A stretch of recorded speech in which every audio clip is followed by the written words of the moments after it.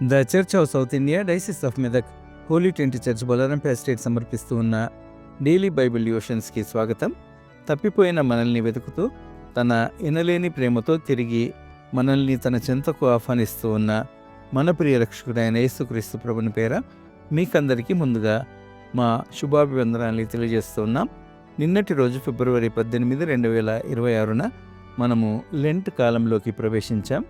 Lent కాలంలోని ఈ ప్రారంభ రోజుల్లో లెంటన్ సందేశాలలో భాగంగా మన ప్రియ సంఘ సభ్యులు శ్రీమతి పి జాయిస్ రవికిరణ్ గారు పరిశుద్ధ గ్రంథంలోని లూకా సువార్త 15వ అధ్యాయంలోని 3 భాగాలను ఆధారం చేసుకొని మనకు వినిపిస్తున్న దైవ సందేశాలను మనము ధారావాహికంగా ఈరోజు, రేపు, ఎల్లుండి కార్యక్రమాలలో వరుసగా విందాం.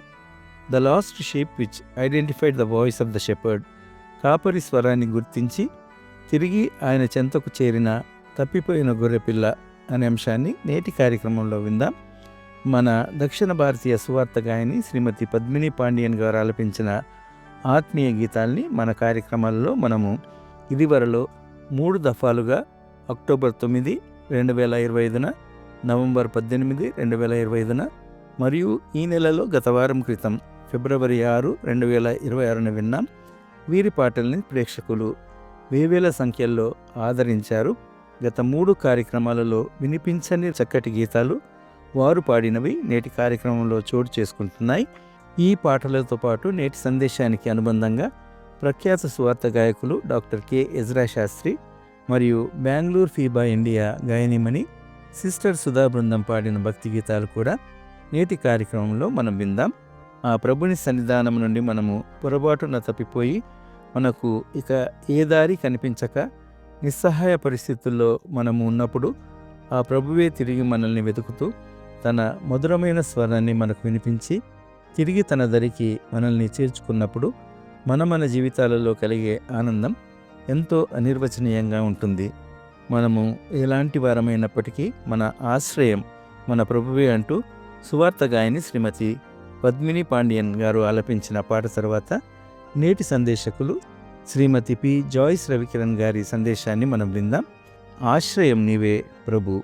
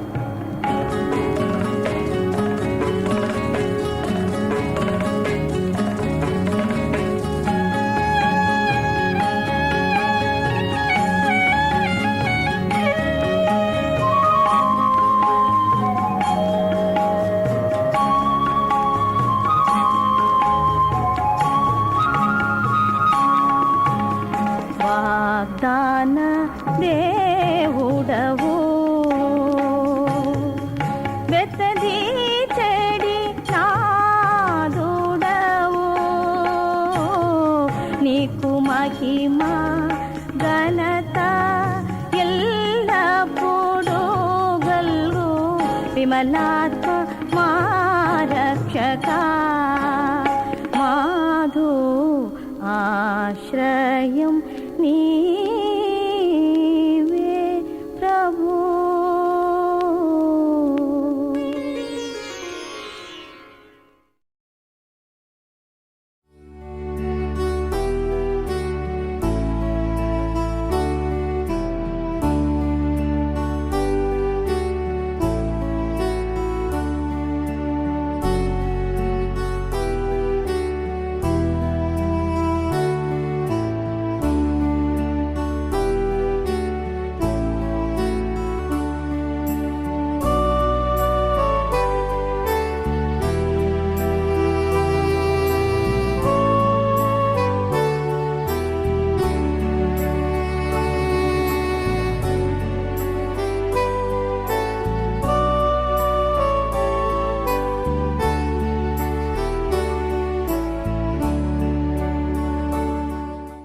అనుదిన దైవ ధ్యానంకు స్వాగతము.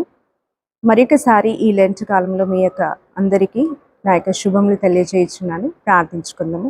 కృపా సత్య సంపూర్ణుడా యేసయ్య, మీ యొక్క ఘనమైన నామానికి స్తుతులు స్తోత్రం చెల్లించున్నాం ప్రభా.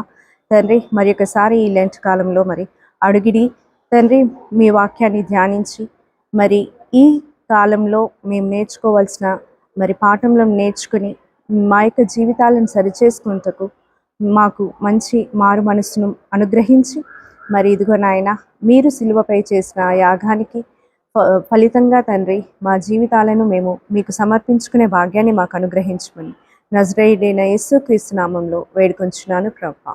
ఆమేన్. ప్రియులారా, ఈ మాండలిక కాలంలో సిలువ ధ్యానాలకి ఎక్కువగా ప్రాధాన్యతను ఇస్తాము. ఎందుకనగా ఈ 40 రోజులు కూడా దేవునికి సమీపంగా జీవించుటకు, మన జీవితాన్ని మార్చుకొనుటకు, మారు మనస్సు, పశ్చాత్తాపము, క్షమ అను మొదలగు మంచి లక్షణాలను అలవర్చుకొనుటకు మనము ఎక్కువగా ప్రాధాన్యతను ఇస్తుంటాము. దీనికి సంబంధించి యేసుక్రీస్తుల వారు ఈ లోకంలో ఉన్నప్పుడు మారు మనస్సుకు సంబంధించిన కొన్ని ఉపమానాలు మనకు తెలియజేసి ఉన్నారు. తద్వారా ఆయన యొక్క ఉద్దేశాలను మనకు బోధించి ఉన్నారు. ఈ వీటి గురించి పరిశుద్ధుడైన లూకా 15వ అధ్యాయంలో ప్రస్తావించి ఉన్నారు. ఒకసారి వాక్యంలోనికి వెళ్దాము. పరిశుద్ధుడైన లూకా రాసిన సువార్త 15వ అధ్యాయం చదువుకుందాం. ఒకప్పుడు సమస్తమైన సుంకరులను పాపులను ఆయన బోధ వినుటకు ఆయన దగ్గరకు వచ్చుచుండగా పరిసయ్యులను శాస్త్రులను అది చూచి, ఇతడు పాపులను చేర్చుకుని వారితో కూడా భోజనం చేయుచున్నాడని చాలా సణుగుకొనిరి. అందుకు ఆయన వారితో ఈ ఉపమానము చెప్పెను. అయితే ఇక్కడ యేసుక్రీస్తుల వారు సుంకర్లతో పాపులతో కలిసినప్పుడు శాస్త్రులు వాళ్ళు కామెంట్ చేస్తున్నారు ఏమనగా, ఈయన పాపులను చేర్చుకుని వారితో భోజనం చేయుచున్నారు. కానీ యేసుక్రీస్తు ఈ లోకంలోనికి రావడానికి మొట్టమొదటి కారణమే పాపులను వెతికి రక్షించుటకు, వారి మారు మనస్సు కొరకు ఆయన ఈ లోకానికి వచ్చి ఉన్నారు. కానీ ఈ విషయాన్ని ఆయన అక్కడున్న వారు గ్రహించలేదు. వారికి సరిగా అర్థం కావడానికి ఇక్కడ 3 ఉపమానాల గురించి యేసుక్రీస్తు వారు బోధించున్నారు. ఈరోజు మనము మొట్టమొదటి ఉపమానమైన గొర్రె గురించి, అనగా తప్పిపోయిన గొర్రె గురించి మనము నేర్చుకుందామండి. క్రింద చూసినట్టయితే 4వ వచనంలో నుండి చదివినట్లయితే, మీలో ఏ మనుషునికైనాను 100 గొర్రెలు కలిగి ఉండగా వాటిలో ఒకటి తప్పిపోయిన ఎడల అతడు 99 అడవిలో విడిచిపెట్టి తప్పిపోయినది దొరుకు వరకు దానిని వెదక వెళ్ళడా. అది దొరికినప్పుడు సంతోషంతో దానిని తన భుజముల మీద వేసుకుని ఇంటికి వచ్చి తన స్నేహితులతో పొరుగువారిని పిలిచి, మీరు నాతో కూడా సంతోషించుడి, తప్పిపోయిన నా గొర్రె దొరికినదని వారితో చెప్పును కదా. ఇది అందరికీ తెలిసిన ఉపమానమేనండి. ఇక్కడ గొర్రె తప్పిపోయింది. ఒక మనుషునికి 100 గొర్రెలు ఉన్నాయి, అందులో ఒక్క గొర్రె మాత్రమే తప్పిపోయింది. 99 కూడా తనతో పాటే ఉన్నాయి. అయినను ఆ గొర్రెల కాపరి తప్పిపోయిన ఒక్క గొర్రె గురించి ఆయన వెతుకుతాడు. గొర్రెకున్న స్వభావం ఏంటనగా, అది చాలా సాత్వికమైన జంతువు, చాలా అమాయకంగా ఉంటుంది. గొర్రె దాటుడు అని ఒక నానుడి ఉంటుంది. ఒక గొర్రె ఎటు వెళ్తే అన్ని గొర్రెలు ఒకే వైపే వెళ్తూ ఉంటాయి. కానీ 99 గొర్రెలు ఒకవైపు ఉన్నప్పుడు ఒక్క గొర్రె మాత్రమే మందలో నుండి తప్పిపోయింది. ఇక్కడ చూసినట్టయితే ఆ గొర్రె యొక్క లక్షణము కొంచెం ప్రత్యేకంగా మనం చూడవచ్చు. అందరి మైండ్ సెట్ ఒకలాగా ఉండదు. ఒక సంఘం ఉంటుంది, సంఘంలో 100 మంది ఉంటే అందులో 99 మందిది ఒక ఆలోచన అయితే ఒక్కరిది వేరుగా ఉండడానికి ఛాన్స్ ఉంటుంది. మరి ఆ తప్పిపోయిన గొర్రెని, ఆ ఒక్క గొర్రె కూడా తప్పిపోవడం కాపరికి ఇష్టం ఉండదు. మరి ఆ కాపరి ఏం చేస్తాడు? గొర్రెను వెదకడం మొదలు పెడతాడు. ఏ విధంగా వెదకాలి? చీకటి పడుతుంది, అప్పుడు మందని ఆయన సమకూర్చుకున్నప్పుడు ఆ ఒక్క గొర్రె కనిపించినప్పుడు ఆ చీకటిలో ఆయన ఎలా వెతుకుతాడు? ఇక్కడ చూసినట్టయితే ఈ గొర్రె అన్నది మందలో నుండి బయటికి వెళ్ళిపోయింది. అది గొర్రె యొక్క తప్పిదం అనుకోవచ్చు మనం. ఎందుకనగా ఇక్కడ అన్ని గొర్రెలతో పాటు ఉండకుండా అది తన సొంత నిర్ణయం తీసుకుని అది వెళ్ళిపోవడం వల్ల అది మార్గం తప్పింది.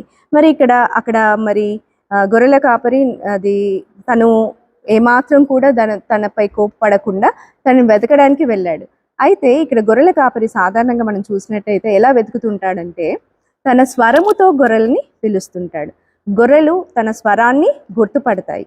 తన గొర్రెలు తన స్వరాన్ని వింటాయని యేసుక్రీస్తు చెప్పిన విధంగా ఆ చీకటిలో వెతకాలి అనంటే ఏ విధంగా గొర్రె ఎలాంటి సౌండ్ చేస్తుంది, లేదా తన స్వరాన్ని ఏ విధంగా చేస్తే, ఏ విధంగా మారుస్తే మరి గొర్రె తన యజమానిని గుర్తుపడుతుంది అన్న విషయము మరి ఈ కాపరికి తెలుసు. మరి ఇక్కడ చూసినట్టయితే మరి ఇక్కడ గొర్రెల కాపరి చేసిన విధంగానే కాపరి కూడా ఎప్పుడు తప్పిపోయిన గొర్రె విషయంలో మరి ఏ విధంగా ప్రవర్తిస్తుంటాడు అనగా తనకు నచ్చిన విధంగా, అనగా తన వైపు మార్చుకొనుటకు ప్రేమతో తనని పిలుస్తూ ఉంటాడు. ఇక్కడ స్వరము విని గొర్రె మారిందండి.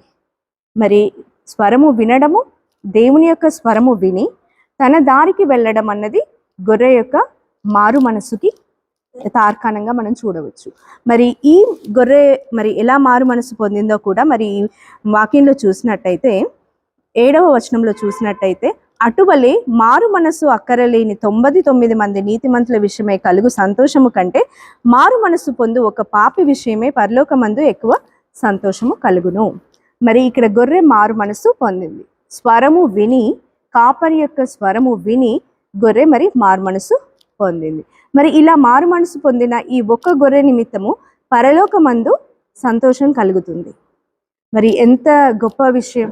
99 గొర్రెల కంటే కూడా తప్పిపోయిన ఒక గొర్రె మరి స్వరము విని, దేవుని స్వరము విని మళ్ళీ తిరిగి మందకు చేర్చబడుట అన్నది ఒక గొప్ప విషయం.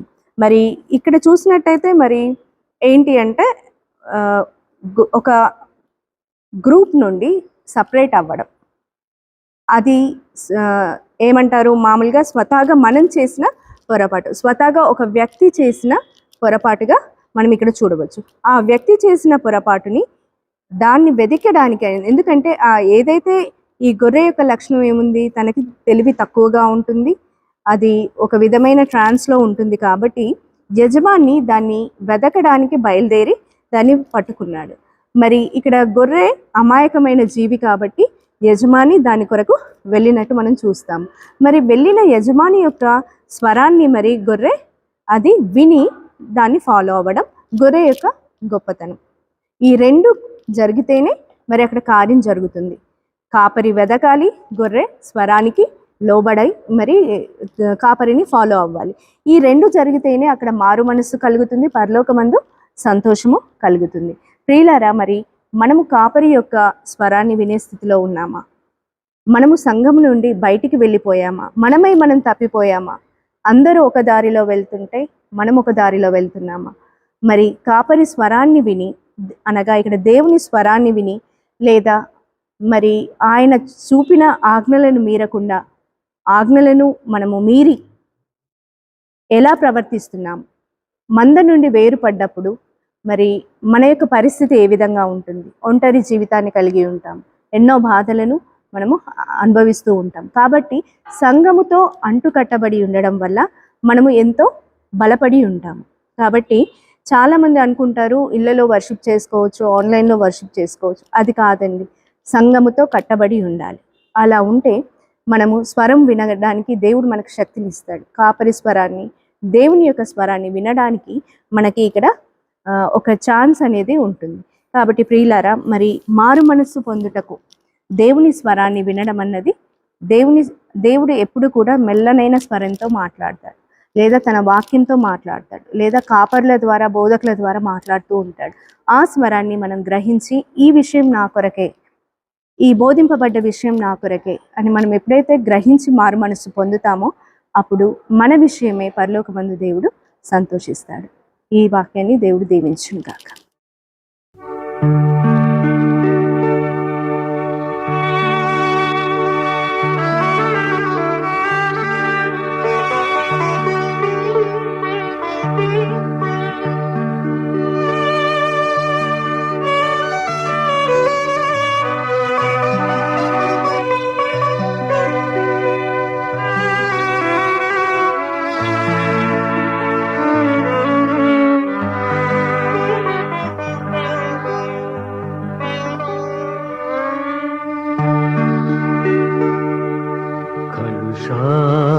కలుషాత్ముడైన పాపిని పిలిచేవా యేసువా, పలుమారు బాధపరచిన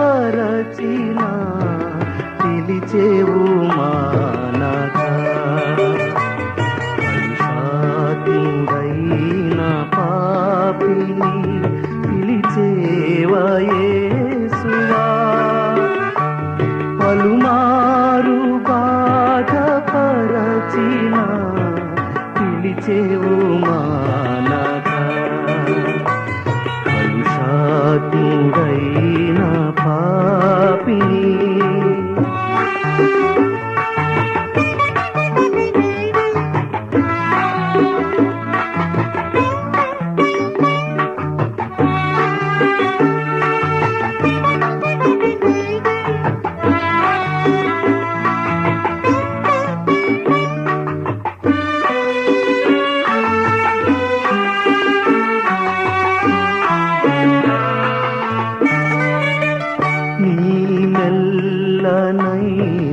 స్వరముతో దినమెల్లా పిలుతువు, నీ మెల్లనైన స్వరముతో దినమెల్లా పిలుతువు.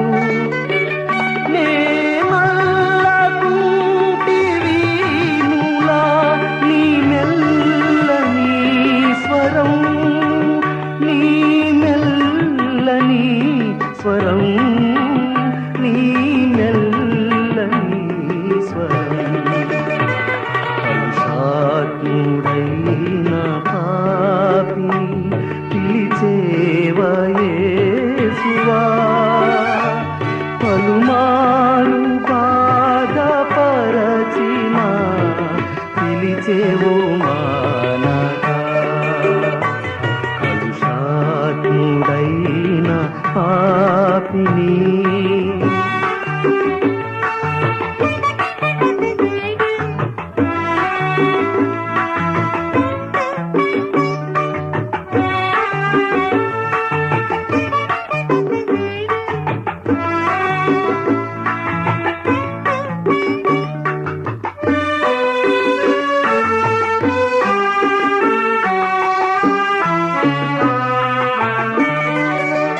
అయినను నా దేవా యేసువా, కను పాపమాదిరి. అయినను నా దేవా యేసువా, కను పాపమాదిరి. కానని విధమున చూతువు అనుదినము కాయను, అనుగడియ కాయను, అనుక్షణము కాయను.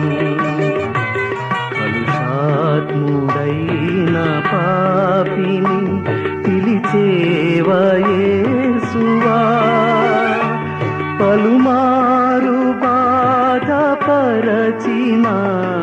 పిలిచేవు మానక. కలుషాత్ముడైన పాపిని పిలిచేవా యేసువా, పలుమారు బాధపరచిన పిలిచేవు మా